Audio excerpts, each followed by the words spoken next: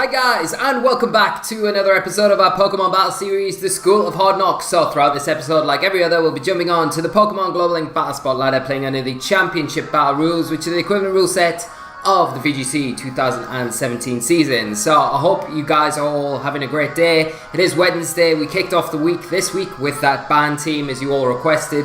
Had a couple of games on Monday with it. First game didn't go really to plan. We did an episode analyzer on that, if I can speak, as I normally always bump around this time of the episode. So we did the analyzer on that first match, kind of really determined that just the Marowak's threat, the presence of it in team preview really threw us that whole match. But we came back in that second game and played a little bit better and really got to kind of showcase that Tapu Bulu with the substitute and the disable and how good that is of just controlling your opponent if played well and supported right at the same time. So hopefully we can kind of explore a few more little aspects of the team today. We didn't bring Porygon 2, I don't think, to either game the other day. So here is the team, and we can lock in. Yeah, so we didn't bring the Porygon 2, we did feature the Araquanid. And I don't know, yeah, we have featured the Arcanine, but not too much either. So still lots to explore with the team. And obviously we need to really kind of feature the ban part of the team and hopefully get that working as well at some point.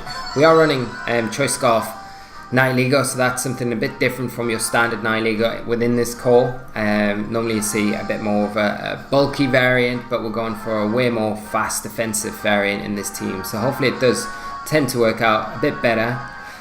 So we have our first opponent of the day. They're running a team of Kartana, Mimikyu, Arcanine, Garchomp, Celesteela and Tapu Koko. So, what is my opponent going for here? You know, you normally see the Mimikyu with the Trick Room mode, but there doesn't really seem to be any Trick Room Pokemon in this team. So, you've got to wonder whether that Mimikyu is maybe a Sword Stance variant, set up and try and sweep. I feel like we could lead Nihilego Tapu Koko here. It's quite a nice lead. We have to be careful, obviously, of the Scarfed Garchomp. With the presence of Celesteela there, it could possibly be Scarfed, so it's something we need to be careful of, watch out for. I am going to lead with Tapu Koko Nihilego here. Do we want Tapu Bulu? It's nice for changing the terrain. It doesn't really match up too well against the Celesteela or Kartana, though. That's the only thing that would be putting me off slightly. I am going to bring Arcanine and P2. Yeah, we probably do need P2 for that Garchomp. And it's just a nice switch in all around to everything that my opponent can kind of throw at us. So hopefully we've brought the tools and we can do the job. Just in other news as well, guys, I know normally on a Wednesday evening, so after the School of Hard Knocks on a Wednesday, we normally have our QR code series, but this week, I'm sorry to say, just with how busy I am with trying to prepare for Liverpool regionals this weekend, I'm finding it really hard to kind of squeeze everything in and get that done as well as everything else outside my normal day-to-day jobs and things that I do. So I'm not going to do a QR code this week, but we will do one next week to make up for that. And we've already got some requests in. But as I always say, if you've got requests you want to see on that series, just let me know in the comment section below and we'll put them on the list and we'll get to them as soon as possible. So we see my opponent here lead off with that Arcanine and the Mimikyu. Right. Well, we do threaten quite heavily. We could go for a Dazzling Gleam, break the disguise on the Mimikyu and just go for a Power Gem into the Arcanine. I'm really tempted just to do that. I don't feel too threatened on either Pokemon here from what my opponent's got. So, I think I'd want to just do that, really. We might see the Arcanine just protect, but the thing is we're going to be breaking the disguise on the Mimikyu, and we're kind of... Yeah, so the Mimikyu protects here, so what we're going to see this Arcanine go for. And Arcanine just protects. So just scouting out what we're going to do.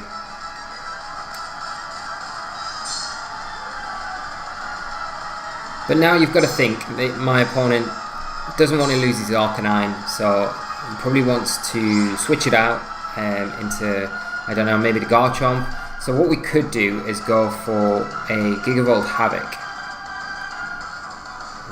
Which one do we want? We don't want the Volt Switch. We want to make sure we're clicking in the Thunderbolt. Yeah, so we go for the Gigavolt Havoc, and we go for the Power Gem onto the Mimikyu, because the Power Gem will break the disguise, and then the Gigavolt Havoc should pick up the KO there. So there's the Arcanine switch, as we kind of mentioned, and we kind of expected. Garchomp coming in there. So all going well, we should get rid of this Mimikyu. So there's the Power Gem into that disguise. It does break the decoy there, and we are going to launch off a big Gigavolt Havoc with our Tapu Koko. And this should pick up the KO, unless it's like sashed, which it might be. You never know. You never know on this channel. We always get caught out by the craziest things. So we launch that big Gigavolt Havoc into the Mimikyu. Its disguise is broken, so this should pick up the KO. Is it going to? Or are we going to see a sash? No sash. Excellent. So that's the Mimikyu gone. Brilliant. 1 down, 3 to go. And we're in a bit of a situation here where we're quite threatened from what my opponent has out on the field. The Garchomp is threatening both my Tapu Koko and my Nihilego pretty heavily here. We do threaten the Arcanine still, but the Arcanine's likely to protect here, you've got to imagine, and the Garchomp may not have the Tectonic Rage, but it might just go for an Earthquake. So we'll make a safer play. We'll switch out our Nihilego into the Porygon 2. It's going to be able to take those Earthquakes quite comfortably.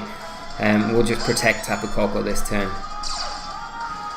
So we do get a download boost. It is an attack, which isn't going to really help us out too much, but it's not too much of an issue either.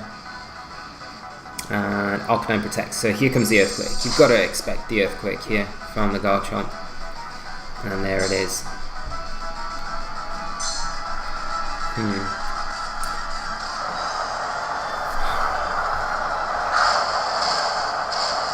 So P2 takes a bit of damage from it. Now you've got to expect here that my opponent doesn't want an Earthquake next to the Arcanine. So there's a couple of options that this Garchomp could have. It could have Tectonic Rage, which it'll launch possibly into this Tapu Koko slot, possibly into the Porygon 2, double into that slot, knowing that there's no Protect coming out, but more likely into the Tapu Koko slot, knowing that it's just protected. If it doesn't have the Tectonic Rage, it goes for the Earthquake, which means my opponent probably wants to switch the Arcanine out here, and the most likely thing that's in the back is going to be that Celesteela. So all pending that this Garchomp isn't scarfed, we should be alright going for a Volt Switch into the Arcanine, get some good damage onto it, or a Celesteela switch in, and we'll just go for an Ice Beam onto the Garchomp. Oh, so no Earthquake, just a switch out into Kartana.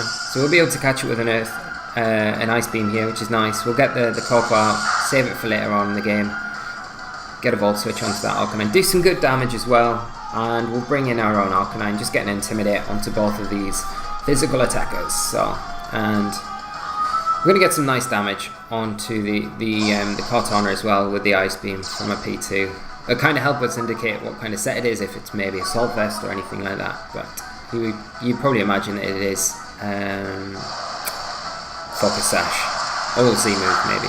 So we see a Flare Blitz into the Porygon 2, does pick up the burn, but hopefully that shouldn't make too much difference. You get that Ice Beam off into the Kartana. Cool, and critical hit.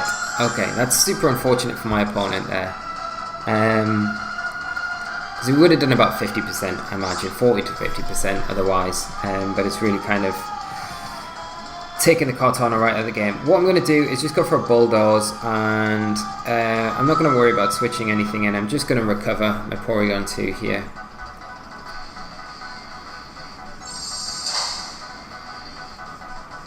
Because it doesn't matter about bulldozing my own P2, it's the slowest thing on the field. At least we'll get good damage onto the opposing Arcanine, and you know, we would have broke the Sash on that Kartana as well, taking it down this turn if it didn't protect. See the opposing Arcanine, we do activate that Berry. It goes for another Flare Blitz, it's probably into the P2? Yeah. Not quite enough to take us down, and we will get that recover off, which is going to be pretty nice.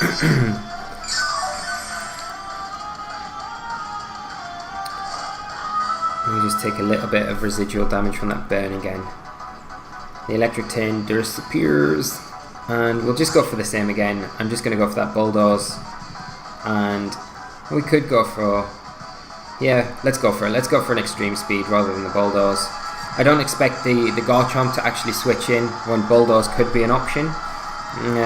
So we'll just go for the extreme speed into the Kartana, and we'll go for a Toxic into that Arcanine and start chipping it down slowly with Toxic. So we get the extreme speed off. Do pick up the KO onto the Kartana. Pretty nice. And we've seen just another Flare Blitz come out. It will be into the P2.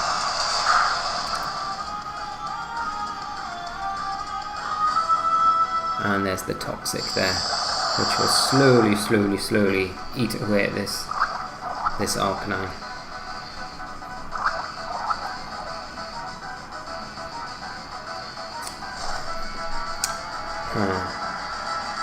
Now P2 is probably in range for an Earthquake to take it down here.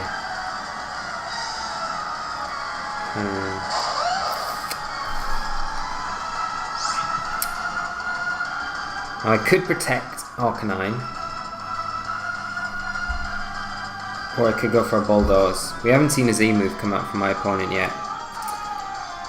I think I'm going to Bulldoze, just in case it is Scarfed and we do manage to get the Bulldoze off. It's going to be quite nice, and I'm just going to recover with my Porygon 2, just in case we do manage to see out this turn. So a Rock Slide, P2 does actually avoid, so that's pretty handy. Arcanine does take some decent damage from that.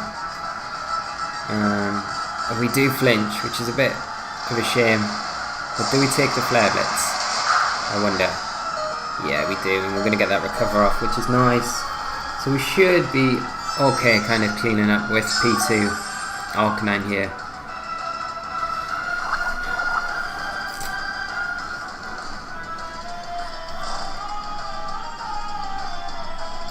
I think my opponent there would have been a lot better off going for an Earthquake and protecting their own Arcanine, although the argument could be made that you don't really, the flinch there is probably better to get an attack off with your Arcanine. You don't really want to be protecting it when it's on that Toxic counter. You want to be making every turn count, so I can definitely see the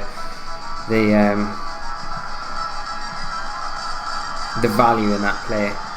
Here I am just going to go for an Ice Beam into the Garchomp and a Bulldoze. Because we might see, I don't know, I don't think we'll see the Protect from the Arcanine here at all. So there's just another Rock Slide. Carrying on going for that flinch. Does proc our Berry.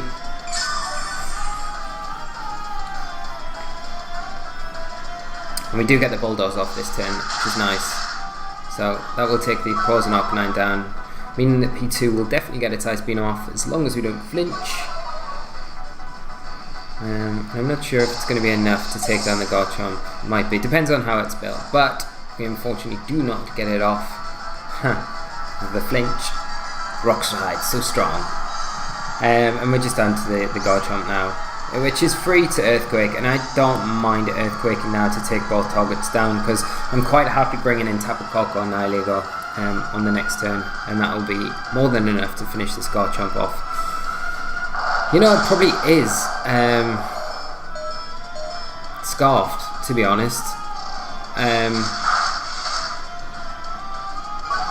Just because it keeps using the Rock Slide, it kind of indicates that it's locked into that, because you would have used Earthquake out of everything that turn. So, but not needing Nihilego or Tapu Koko in the back. Arcanine and P2 are good enough for the job. So, very good game to my opponent. And a nice little warm-up for the episode today. So we'll jump straight into our next game. Yeah, the reason I wanted to bring in the Tapu Koko and the Nihilego after I got the Bulldoze off was it guaranteed us that both my Pokemon at that point would be outspeeding the Garchomp, even if it was Scarfed, and then I could take advantage of that Acid Spray and Dazzling Gleam to make sure that I did pick up the KO onto it, but we didn't get to pull it off. We didn't need it in the end, so we can't complain about that too much. We'll just jump straight back on and try and find our next opponent. So, yeah, we had a Battle Spot Doubles episode yesterday with our brand new team that we built over the weekend, and it was a lot of fun. I really enjoyed it. I was a bit annoyed at myself for the first game, making that big presumption about the Landorus being scarfed, as pretty much 99% of all Landorus Therians that you see on the Battle Spot are scarfed. Silly enough of us to, at the time, just presume that one was, and it did end up costing us in the game yesterday, which is a bit unfortunate. But the second game went a lot better. Played that rain team, and I'm looking forward to doing another episode tomorrow and having a few more games with the team before we have a little break over the weekend with it. So we have our next opponent of the day, and they are running a team of Oranguru, Sableye, Mudsdale, It's Crabominable, isn't it? Crabominable. I think that's how you pronounce it. It's a super tongue twister of all Pokemon. Snorlax and Vikavolt. So, definitely 100% I would bank everything I own in the whole world that this is solid Trick Room through and through. So you've got the Sableye there with the Fake Out support. It can taunt things with priority taunt. You're going to have your Trick Room setter, which is going to be that Oranguru. It's going to have Instruct as well to take advantage of the Trick Room setting once it's set up. And the Vikavolt does throw a few issues into the mix for us, because normally in these situations we'd have Araquanid and we could just take advantage of things that way. But we do need to be a bit careful of those stabbed water type attacks that could potentially be coming out. But I think to combat this, I'm going to leave P2 Araquanid. Because we do have that sub we can take advantage of. Probably Tapu Bulu is pretty nice here. And do we want for our last slot? Do we bring Coco in the back?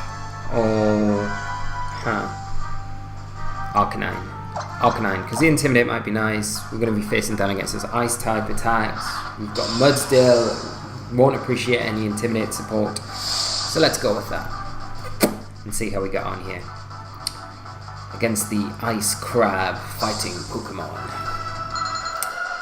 Can you guys remember when they did, like, I think at Worlds last year, they revealed the pre-evolution to Crabominable, and it was like they did this like clip reel of, like, I can't remember its name, the pre-evolution of it, and it was like KO and Cresselia and KO and Talonflame and Kangaskhan and stuff, and it was like, oh my god, this thing's crazy. But then it turned out just to be a pre-evolution, and yeah, it's strong, but it's not even made a splash this season, which is a bit of a shame. But you never know. With more support in another format, like an Open Dex, it could be very good. I think it's got good offensive typing. Anyway, on to today's game. This game, we've got the Sableye Oranguru lead, so we can definitely presume the Fake Out here. What I'm going to do is go for a Toxic into the Oranguru, and I'm going to go for a Substitute with my Araquanid while I have the chance before that Trick Room does get set up. We do see the Fake Out come out into the Spider, which is going to stop us having a turn, moving this turn around. We get the Toxic onto the Oranguru, which is kind of just putting it straight away onto that timer, which is nice. And we'll probably see a Trick Room. Yeah, there's the Trick Room. Okay. So, I wonder if that Sableye's got Taunt, because if it has, then it can shut down our Toxic. But I am going to just go for a Toxic into that Sableye slot, and I am going to go for that Substitute once again, because it's likely that one of the we don't see any switches at all. Protect on the Oranguru and Taunt from the Sableye into the P2, which is fine. I do not mind that at all. We do get a Substitute up with Araquanid, which is nice. We can't use that Toxic anymore, but that is not the end of the world. We're behind, safely sitting behind a sub, so which is quite nice. I think I bring in Tapu Bulu. Do I want to bring in Tapu Bulu? I don't really want to help my opponent recover here, so I might just stay in with P2 and go for the Ice Beam into the Sableye, and I wonder what item it's got. It's probably not got. It's probably got a Focus Sash or something like that, you've got to imagine. Let's go for a Bug Bite into the Oranguru, because it might have a Citrus Berry or a Super Berry, and if we can steal that, that'll be super nice. But it might confuse us again, and I know some of you were a bit upset that I was feeding my Spider. Berries it doesn't like, but this spider loves every kind of berry. Any kind of berry. We do see the Oranguru switch out here. We're going to see that Vikavolt hit the field. We do get the bug bite. These are kind of known to carry berries as well, so you never know. You might steal something. No berry, so it might have the Z move. And we're going to see a foul play into it. Is it enough? Yeah, it is enough to take it down. She is a bit unfortunate.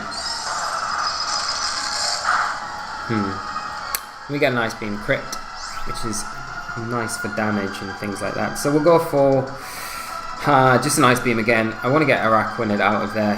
I mean, we could go for another substitute, but it's likely that it'll just get broken, and then we'll take foul play damage. So I think what I'll do, I'll bring in Tapu Bulu here because it can resist the oncoming possible electric type attacks better than Arcanine could. I wonder if that Vikavolt has got the Z move. I don't know. I don't know. You know, anything can happen. We don't know. So we see Crabominable come in for that Sableye, and there it is. There's the Z move. This is a Gigavolt Havoc. It is. This is going to be powerful. Good job. There's no electric true in it.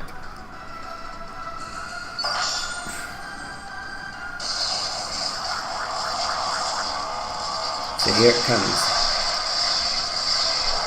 Into the Tapu Bulu. How well can we take this? Pretty comfortably. Bulu just brushing that off. And we're going to get the Ice Beam into that Crabominable, whatever. The Ice Crab. Now we are threatened from a stab Ice type attack into Tapu Bulu. Our taunt does wear off though, so we could reverse the Trick Room, which I think I might do, and bring in Arcanine for our Tapu Bulu here. Get an Intimidate onto the Crabominable, and we'll start putting a lot of pressure on this next turn with Arcanine regardless because of that fire typing on this bug and this ice type Pokemon.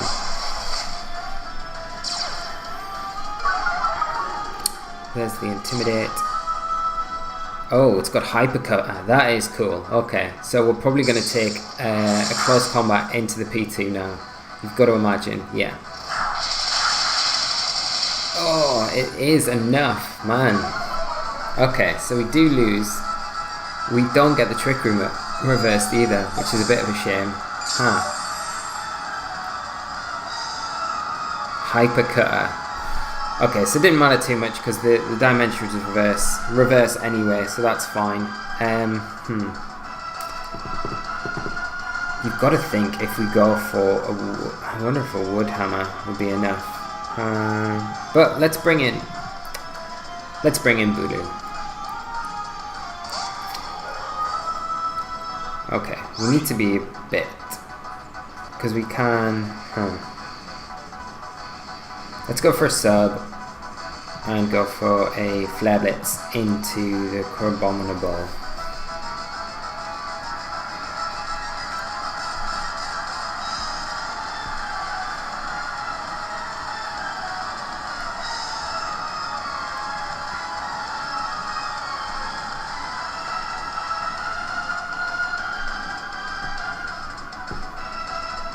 This team's pretty cool. I do like it. So we see the just to protect from the Crabominable.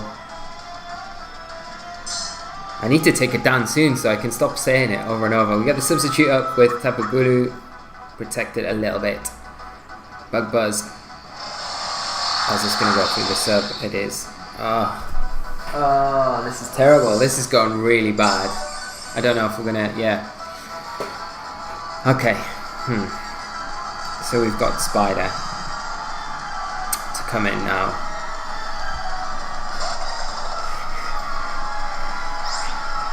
Okay, we're gonna have to go for Hydro Vortex into the Crabominable, and let's just go for the Flare Blitz into the Vikavolt, and we've got to kind of hope that this Flare Blitz is going to be enough to take down this Vikavolt. I don't know if it will be. Should be. If it's not, then we're in a bit of trouble. We're quite safe going for that Hydro Vortex into that Crabominable slot, though. Whether or not it'll take it down, I have no idea about its bulk, or it's probably quite a bulky Pokemon as well, so I don't know if we're going to have enough to take it down. But if we don't take the Vikavolt down this turn, it's going to take a Spider down, it's going to take the Araquanid down, and then we're going to lose the game. So this is like, we need this to KO. Is it gonna?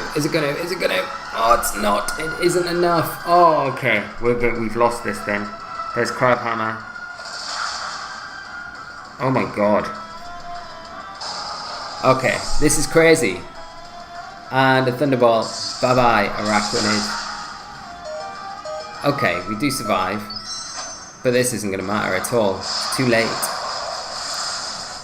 Getting absolutely wrecked off Hard Trick Room. Okay, we were far too careless in this match, I think. And Crabominable has just caught us completely off guard. Crabhammer. And it's got the sash, okay. So definitely props to my opponent here. Massive props, really cool team. And got himself into a really nice position. Who knew it could learn? Of course it learns Crabhammer, it's a crab. But what a nice way to get rid of Arcanine. It does huge damage as well with that. It must have, it's got the Hypercut, so we couldn't get the Intimidate off onto it. Of course that helps. But doing huge damage with that to Arcanine. So a nice way to get rid of Arcanine. Considering how popular Arcanine is in this format. But big props to my opponent there. Very, very interesting team. And yeah, I think just a lot of complacency there. So let's have.